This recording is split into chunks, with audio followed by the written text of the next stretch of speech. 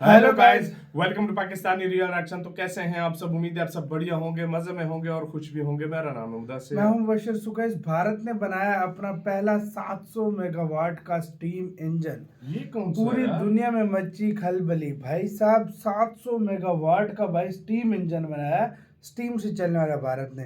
तो पूरी दुनिया हैरान है कि मतलब ये कैसे हो गया। तो पहले देखते हैं ये क्या करता है। क्या स्टीम इंजन है तो मतलब ये स्टीम से चलेगा। स्टीम से भाई इतने बड़े इंजन नहीं बनते भाई वैसे। तो पहले देखते हैं हुआ कैसे है। काउंट करते हैं 3 2 1 एंड स्टार्ट। तो अब भारत को एक ऐसे सेक्टर में कामयाबी मिल चुकी है जिसके लिए भारत की कंपनियां कई सालों से दिन रात मेहनत कर रही थीं। जहां इंडियन कंपनी की इस सफलता के बाद भारत की सेल्फ डिपेंडेंसी और भी ज्यादा बढ़ने वाली है। आज हम बात कर रहे हैं न्यूक्लियर पावर प्लांट में यूज होने वाले फ्यूल मेकिंग टेक्नोलॉजी की, जिसके लिए स्टीम जनरेटर का उपयोग किया जाता है। और इसके मामले में भारत अभी तक दूसरे देशों पर पूरी तरह से डिपेंडेंट था।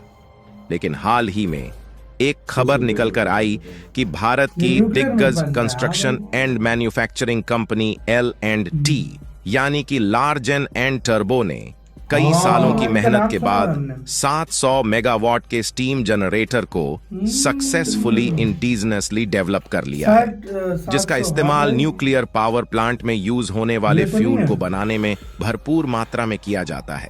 और कमाल की बात यह है कि भारतीय वैज्ञानिकों ने तय किए गए समय अनुसार से लगभग 12 महीने पहले ही पहले स्टीम जनरेटर इंजन को सक्सेसफुली डेवलप करके हरी झंडी दिखा दिया है।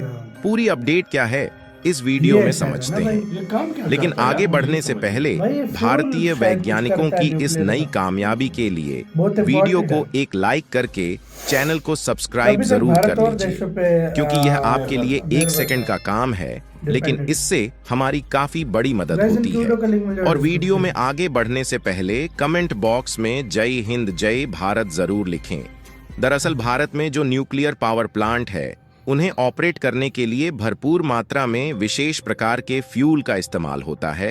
और अभी तक भारत के लिए दिक्कत की बात यह थी कि इसकी टेक्नोलॉजी भारत के पास न होने के कारण फ्यूल आपूर्ति के लिए हमें दूसरे देशों पर डिपेंडेंट रहना पड़ता पैसा बाहर जाता जिससे कभी कभी न्यूक्लियर पावर प्लांट में इस्तेमाल होने वाले फ्यूल को भारत में पहुंचने में देरी का भी सामना करना पड़ता था।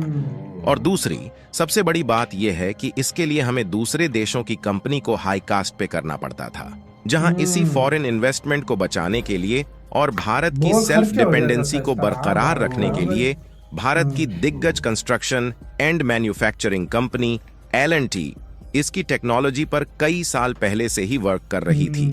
और हाल ही में एक खबर निकल कर आई कि भारत की L&T ने स्टीम जनरेटर इंजन को सक्सेसफुली डेवलप्ड कर लिया है। और स्टीम जनरेटर इंजन की बात की जाए तो यह एक हीट एक्सचेंजर है जो परमाणु रिएक्टर कोर में उत्पन्न गर्मी का उपयोग करके पानी को भाप में परिवर्तित करता है। ये steam generator nuclear power corporation of India limited को आपूर्ति किए जाने वाले मोस्ट इंपॉर्टेंट कंपोनेंट हैं। और भारत के लिए सबसे अच्छी बात यह है कि टारगेट टाइम से लगभग 12 महीने पहले ही इसे डेवलप कर लिया गया है, जो कि L&T की हैवी इंजीनियरिंग का एक और नमूना है। आपको बता दें कि भारत में जितने भी न्यूक्लियर पावर प्लांट ऑपरेट किए जाते हैं उनमें इस्तेमाल होने वाले फ्यूल को हम दूसरे देशों से इंपोर्ट करते हैं। और यहाँ तक कि इन न्यूक्लियर पावर प्लांट को बनाने में जितने भी रिएक्टर का इस्तेमाल किया गया है उन्हें हमने रूस और अमेरिका जैसे देशों से इंपोर्ट करके डेवलप किया है। लेकिन भारत में इंडिजीनियसली इस तरह की पावरफुल रिएक्टर टेक्नोलॉजी डेवलप करने के बाद अब हमें रूस और अमेरिका जैसे देशों पर रिएक्टर और न्यूक्लियर पावर प्लांट में इस्तेमाल होने वाले फ्यूल के लिए डिपेंडेंट नहीं रहना पड़ेगा। यानी कि भारत ने परमाणु ऊर्जा क्षेत्र में एक बहुत बड़ी कामयाबी हासिल कर ली है, जिससे भारत को इस क्षेत्र में नई ताकत मिलने वाली है। इसके बाद परमाणु ऊर्जा क्षेत्र में हम अपने प्रोडक्शन को और भी ज्यादा बढ़ा सकेंगे, क्योंकि हमारे पास स्टीम जनरेटर होने के कारण हम भारत में खुद फ्यूल बनाने जा रहे हैं, जिससे दूसरे देशों से फ्यूल इंपोर्ट करने की लागत बचने वाली है। और इस लागत से हम अपने प्रोडक्शन को और भी ज्यादा बढ़ा पाएंगे। और आपको जानकर खुशी होगी कि इस तरह की टेक्नोलॉजी बहुत ही कम कंट्रीज के पास मौजूद है, लेकिन इसे डेवलप करने के बाद भारत उन पावरफुल देश में शामिल हो गया है जिनके पास ऑलरेडी न्यूक्लियर पावर प्लांट में इस्तेमाल होने वाली फ्यूल बनाने की टेक्नोलॉजी मौजूद है। इसके अलावा आपको बता दें कि पिछले साल national power corporation of India की तरफ से न्यूक्लियर पावर प्रोग्राम के तहत भारत की दिग्गज मैन्युफैक्चरिंग कंपनी L&T को करीब 700 मेगावाट के न्यूक्लियर वाटर रिएक्टर बनाने का कॉन्ट्रैक्ट सौंपा गया था। और 1 साल पहले ही L&T ने न्यूक्लियर वाटर रिएक्टर को सक्सेसफुली डेवलप्ड करके national power corporation of India को डिलीवर किया था। और इसी कंपनी की तरफ से L&T को स्टीम जनरेटर बनाने का कॉन्ट्रैक्ट भी सौंपा गया था। हालांकि इसके अलावा अब भारत की कंपनियां स्टीम जनरेटर को डेवलप करने पर काम कर रही थीं, लेकिन इसके पहले अभी तक सफलता नहीं मिल पाई थी। लेकिन L&T के वैज्ञानिकों ने जो करके दिखाया है, उससे भारत की नई ताकत का अंदाजा दूसरे देशों को भी हो रहा है। इसी के साथ यार वीडियो खत्म। यार भारत को मानना पड़ेगा, इतनी पेचीदा, इतनी मुश्किल टेक्नोलॉजी जिस पर भारत 100% बाहर के देशों पर भाई निर्भर था, इस तरह की टेक्नोलॉजी भारत ने खुद यार सबसे बड़ी बात पता है क्या है? हाँ। सबसे बड़ी बात ये है ना कि इंडिया अब वो चीज बना रहा है, हाँ।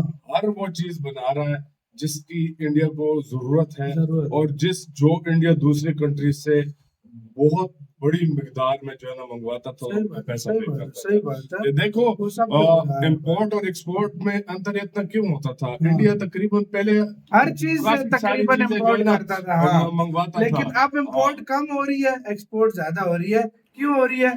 भारत में सारी चीजें बन रही है। जब किसी कंट्री की इम्पोर्ट कम और एक्सपोर्ट ज्यादा हो जाए, वो समझो कंट्री तरक्की तरक्की का है। और भारत की दिन ब दिन बहुत छोटा सा फर्क रह गया अब हाँ, इम्पोर्ट थोड़ा सा एक्सपोर्ट फर्क में। रह गया। और मोस्टली अभी भी जो इम्पोर्ट है भारत की फ्यूल की वजह से, ऑयल की वजह से, जो बिल्कुल। ऑयल शॉयल भारत बाहर से मंगवाता है उसकी वजह से। नहीं तो वो ना होता तो भाई भारत की इम्पोर्ट में लेकिन आधे इधर से भी एक कम बात हो और जाए। भी है यार, हाँ। इंडिया की जो कंपनीज है ना, प्राइवेट हाँ, कंपनीज है यार, हेड्स ऑफ यार, उनको ऐसी कमाल कमाल के टेक्नोलॉजी और इतनी मुश्किल और पेचीदा, देखो फ्यूल मंगवाते थे और बाहर से मजे इसका। की बात है, हाँ? बताऊं, इतनी पेचीदा टेक्नोलॉजी है, उसके बावजूद भाई 12 महीने 1 साल पहले बना दिए। देखो इसके फ्यूल के लिए देखो अमेरिका और रशिया से जो है ना मंगवाते थे सारा कुछ।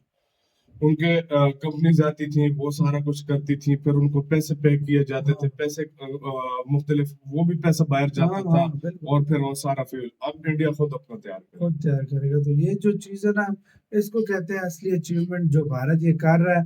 सीरियसली गाइस, ये बहुत कम देशों में इतनी हिम्मत नहीं होती कि इतने कम समय में इतना बड़ा मतलब तरक्की करके आगे आया जाए और आत्मनिर्भर बना जाए। सही बात। बहुत कम, क्या ना होने के बराबर देश इस तरह कर सकते हैं जो बिल्कुल सही भारत ने बोला, किया। बिल्कुल सही बोला। आपका क्या इसका कहना है? अपने कमेंट सेक्शन में, हम बहुत ज्यादा ख्याल रखना होता है।